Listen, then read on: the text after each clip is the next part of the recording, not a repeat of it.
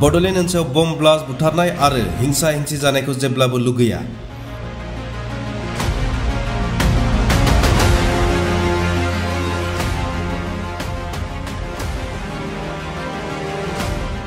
BTR गोरोबथानि मोनफ्रोमबो दफाखौ मावफुंनाय कमप्रमाइज खालामनाय जानाय नङा।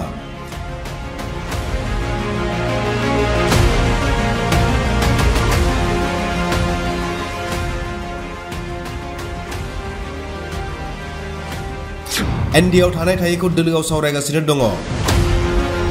इउपिपिएलनि आफादगिरि प्रमद बर'आ संबिजिरखौ दहाय होनानै एमसिएलए बिबानाव समायखिरा लायो। प्रमद बर' बिथाङा समायखिरा लानाय समाव गावनि बिमानि राव एबा बर' रावजों इसोरखौ साखि दोननानै समायखिरा लायो। समायखिराखौ लाहोयो बिटिसिएलएनि बुंथिगिरि त्रिदेब दैमारि बिथाङा। समायखिरा लाखांनानै खौरां बिजोङाव बर' बिथाङा बुङोदि बिरोधि हान्जायाव थानानै बड'लेण्डनि जौगानाय खौसेथि अनज्लायनाय आरो 22 हारिखौ खौसेथि जौगानायनि खामानि मावलांगोन आरो बाथ्रा बुंलांगोन होननानै। बिटिआर गोरोबथाया 100% मावफुंजानांगौ, मानोना एनडिपिखौ लानानै गोबां दोलो आफादफोरा ज' जानानै गोजोन गोरोबथाखौ खालामनाय जादोंमोन।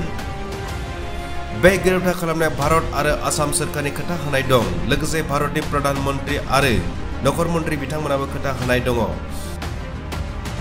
बेखायनो 100% मावफुंजानांगोन आरो बिनि थाखाय कमप्रमाइज खालामनाय जानाय नङा होननानै बर' बिथाङा बुङो।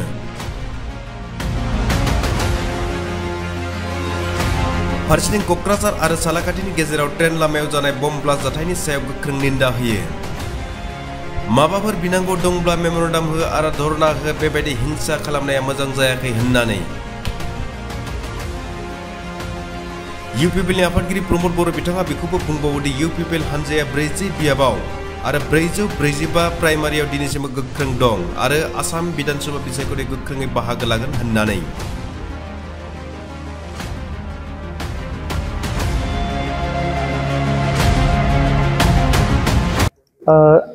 যিদিনাখন আমাৰ ফাৰ্ষ্ট এছেম্বলি হৈছিলে, সেইকাৰণে সেইদিনাখন বিশেষ কাৰণত মই আৰু আমাৰ ৰাকেশ ব্ৰহ্ম ডাঙৰীয়া আমি আহি পোৱা নাছিলোঁ। তো আজি আমি আহি আমাৰ স্পীকাৰ ডাঙৰীয়াৰ ওচৰত আমাৰ শপত গ্ৰহণটো আমি অলপ আগতে গ্ৰহণ কৰিলোঁ আৰু একেলগে আমাৰ বিজেপি তৰফৰ পৰা ৰেখা বাইদেউ শপত গ্ৰহণ কৰিছে আজি। আহি থকা সময়ত বিটিচি অঞ্চলৰ ৰাইজৰ সৰ্বাংগীন উন্নয়নৰ কাৰণে, এই অঞ্চলত সদায় শান্তি প্ৰতিষ্ঠা কৰাৰ কাৰণে আৰু 26টা জনগোষ্ঠীয়ে একেলগে আগবাঢ়ি যোৱাৰ কাৰণে আৰু আজিৰ তাৰিখত যিবিলাক সমস্যা, এই সমস্যাবিলাক ৰাইজে সমাধান বিচাৰে। এই আটাইবোৰ কথা লৈ পেলাই যোৱা 5টা বছৰত আমি যিখিনি কাম কৰিলোঁ, আহি থকা সময়ত আমি বিৰোধী হিচাপে হওক বা কাউন্সিলৰ মেম্বাৰ হিচাপে হওক, আমাৰ কামটো আমি কৰি যাম। আমি বিচাৰিম এটা হেল্ডি ডেম'ক্ৰেচি, ট্ৰেন্সপাৰেণ্ট, একাউণ্টেবল সদায় এটা চৰকাৰ আমি বিচাৰিম আৰু সেইকাৰণে আমি কাম কৰি যাম। আৰু আজি আমাৰ যি 7জন আমাৰ এমচিএলএ জিকিছিলে ইউপিপিএলৰ, আমি 7জনৰ আমাৰ 2জনক লৈ শপত গ্ৰহণ কৰা কমপ্লিট হ'ল। আৰু যেতিয়া যেতিয়া এছেম্বলি হয়, আমাৰ তৰফৰ পৰা যিখিনি আমাৰ দায়িত্ব বা আমাৰ খুব নতুন ধৰণৰ ধাৰা সৃষ্টি আমি দেখিবলৈ পাইছোঁ। এইটো যোৱাকালি যিটো বম ব্লাষ্ট হৈ গ'ল, সেইটো আমি কণ্ডেম কৰিছোঁ। যোৱাকালিও আমাৰ সম্পাদক ৰাজু নাৰ্জাৰী ডাঙৰীয়াই মিডিয়াৰ আগত কৈছে, আৰু তেনেকুৱা ঘটনাবিলাক কেতিয়াও আমি ইয়াত হোৱাটো নিবিচাৰোঁ। আৰু সেইকাৰণে ইউপিপিএল দল হিচাপে সদায় আমি কমিটেড। আমাৰ বডোলেণ্ড অঞ্চলত কোনো বম ব্লাষ্ট, কোনো হত্যা হিংসা, কোনো বেআইনী অস্ত্ৰৰ প্ৰচলন আমি নিবিচাৰোঁ। অনাগত দিনত চৰকাৰে যি কামবিলাক কৰিব, এই ক্ষেত্ৰত আমি নজৰ ৰাখিবলৈ অনুৰোধ কৰিম আৰু সদায় আমি সহায় কৰি যাম। আমি আমাৰ দলৰ তৰফৰ পৰা ক'বলৈ বিচাৰোঁ, তেনেকুৱা কোনো শক্তিয়ে যাতে সমাজখন অস্থিৰ কৰিবলৈ পুনৰ ওলাই নাহে। কাৰণ সমাজত শান্তি থাকিলেহে, ভাল পৰিৱেশ থাকিলেহে শিক্ষা দীক্ষা, অৰ্থনীতি, সামাজিক সাংস্কৃতিক সকলো দিশত আগবাঢ়ি যাব পাৰিব। কিন্তু সমাজখন যদি অস্থিৰ কৰিবলৈ কোনোবা চেষ্টা কৰে বা সমাজখন কোনোবা যদি অস্থিৰ কৰি ৰাখিব বিচাৰে, এই ব্যক্তিবিলাকে, সেই শক্তিবিলাকে এই অঞ্চলৰ যিটো আজি যুৱ যুৱতীসকল, ছাত্ৰ ছাত্ৰীসকলৰ ভৱিষ্যত, এইবিলাক তেখেতসকলে দায়িত্ব ল'ব লাগিব। গতিকে আজিৰ সময়ত মই সকলোকে অনুৰোধ কৰোঁ যে হিংসাৰ পৰা যাতে দূৰত থাকে। বহুত দিনৰ পিছত আমাৰ অঞ্চলত শান্তি আহিছে, এই শান্তিটো চিৰযুগমীয়া কৰাৰ কাৰণে সবে চিন্তা কৰিব লাগে কাৰোবাৰ কিবা কথা আছে গণতান্ত্ৰিকভাৱে কক চৰকাৰক মেমৰেণ্ডাম দিয়ক ধৰ্ণা চৰ্ণা দি আছে তেনেকা কৰি পেলাই কৰিব পাৰে কিন্তু আজি পুনৰ বম ব্লাষ্ট পুনৰ হত্যা হিংসা এটো কোনো কাৰণত আমি আদৰণি জনাব নোৱাৰো এটো সদায় আমি কনডেম কৰি যাম সনৰ বিজন লৈ কাম কৰিছিল ৰাইজে যেনেকৈ মেইনটেইন কৰিছে কোপন কিবা থাকি গৈছে নেকি সব পলিটিক্স টু ডেমক্ৰেচিত বিভিন্ন কাৰণত উত্থান পতনবিলাক হয় আৰু যেটো মেন্ডেট এটোটো আমি অলৰেডি একসেপ্ট কৰিছো আৰু আমাৰ মাজত আমি নিজৰ মাজত এটা ইন্ট্ৰস্পেকশন বা পৰ্যালোচনা বা ব্ৰেইনষ্টৰ্মিং আমাৰ চলি আছে যে ক'ত ভুল হ'ল ক'ত ভাল হ'ল আৰু যিখিনি মিশন ভিজন লৈ কাম কৰিছো এটো ফাউন্ডেশন লেভেল আছিল গতিকে ইয়াৰ যেটো ইম্প্যাক্ট এটো অলপ টাইম লাগিব আমি শিক্ষাৰ কাৰণে কাম কৰিছো ভূমিৰ কাৰণে কাম কৰিছো হেলথৰ কাৰণে কাম কৰিছো যিখিনি আমি কাম কৰিছো এই কামৰ যেটো ইম্প্যাক্ট এটো আহিবলৈ লাহে লাহে অলপ টাইম লাগিব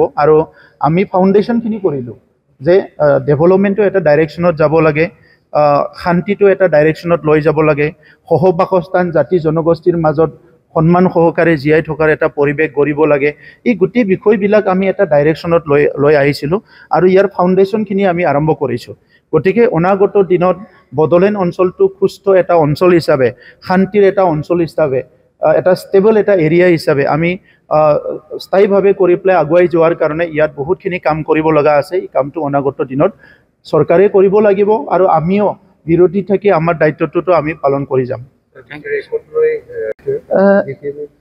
এনডিএৰ লগত থকা নথকাটো আমাৰ দলীয় মজিয়াত আলোচনা হৈ আছে আৰু হ'ব আহি থকা সময়ত আমি সিদ্ধান্ত ল'ম আমাৰ কোৰ কমিটিৰ মিটিংবিলাক হৈ আছে আজিও আছে তো ইলেকশ্যন হৈ গ'ল খুব হাৰিডলি সব ডিসিশন আমি ল'ব বিচৰা নাই কিন্তু ইউপিপিএল দল হিচাপে আমাৰ 40টা সমষ্টিত আৰু 445টা প্ৰাইমাৰী কমিটিত এতিয়াও সবে শক্তিশালী হিচাপে আছে সবে কাম কৰি আছে গতিকে অনাগত দিনত আমাৰ কামটো আমি কৰি যাম